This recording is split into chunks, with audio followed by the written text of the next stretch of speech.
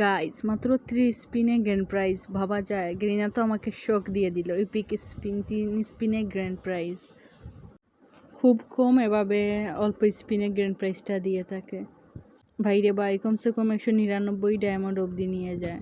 এখন তো 39 ডায়মন্ডের স্পিনে দিয়ে দিছে, 9 ডায়মন্ড 19 ডায়মন্ড আর 3 নম্বর স্পিন 39 ডায়মন্ডে দিয়ে দিছে। এখন দেখে আসি ওয়ার থেকে ডুই মোডটা কেমন হয়, দেখতে কেমন লাগে। কেউ তো এডি নিতেছে না ভাই, কেউ একজন এটা দো।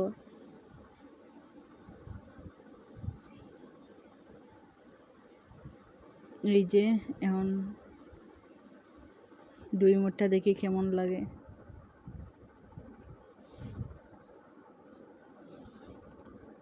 পার্সোনালি আমার ডুই মোডটা ভালো লাগছে, সেই জন্য স্পিন মেরে ইমোটটা নেয়া।